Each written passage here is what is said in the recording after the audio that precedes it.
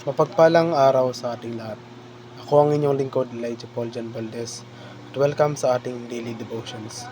Ang ating verse for the day ay nasa Efeso chapter 2 verse 19 to 22. Ang sinasabi dito na, kaya kayong mga hindi Hudyo ay hindi na mga dayuhan o taga-ibang bansa, kundi kaisa na ng mga pinabanal at kabilang sa pamilya ng Diyos. Tayong mga mananampalataya ay katulad ng gusali na ang mga haligi ay ang mga apostol, mga propeta, at ang pundasyon ay si Kristo Jesus. Sa pamamagitan ni Kristo, ang lahat ng bahagi ng gusali ay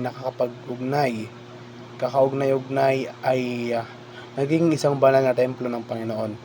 At dahil kayo ay naka Kristo, bahagi na rin kayo nitong gusaling itinatayo, kung saan nananahan ang Diyos sa pamamagitan ng kanyang Espiritu. Marami ang sinasabi ng Biblia tungkol sa simbahan. Sinasabi nito sa atin na si Kristo ang nagtatag at nasa proseso ng pagtatayo ng simbahan, na mahal niya ang simbahan at namatay para sa kanya. Ito ang mismong katawan ni Kristo sa lupa at ang kanyang minamahal na kasintahang babae.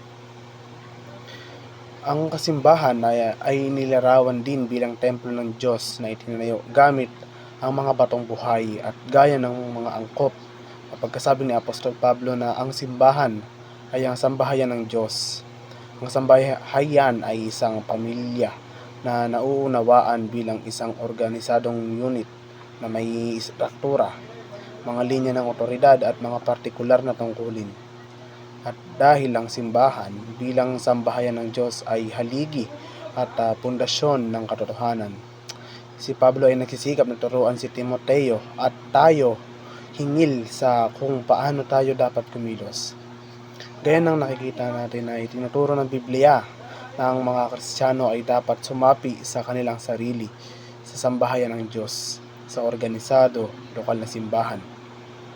Para sa kadahilanang ito, napakahalaki na maunawaan ng mga nagpapangalan sa pangalan ni Jesus kung ano ang simbahan at kung ano ang dapat nating kaugnayan sa simbahan. Sa ating spiritual na paglalakbay, madalas natin makita ang ating sarili bilang isang sanggang daan. Ang landas ng liwanag at ang daan ng kadiliman ay nagpapakita sa atin. Mahalaga ang pagpili na ito dahil inhubog ito ang ating relasyon sa Diyos at spiritual na pag-unlad.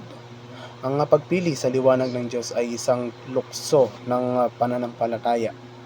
Ito ay tungkol sa pagtitiwala na ang kanyang mga paraan ay mas mabuti kaysa sa atin. Ito ay tungkol sa pagsuko ng kontrol at pagpayag sa kanya na gabayan ang ating mga hakbang. Ito ay tungkol din sa paniniwala na gaano man kadilim o mahirap ang landas ay kanyang liwanag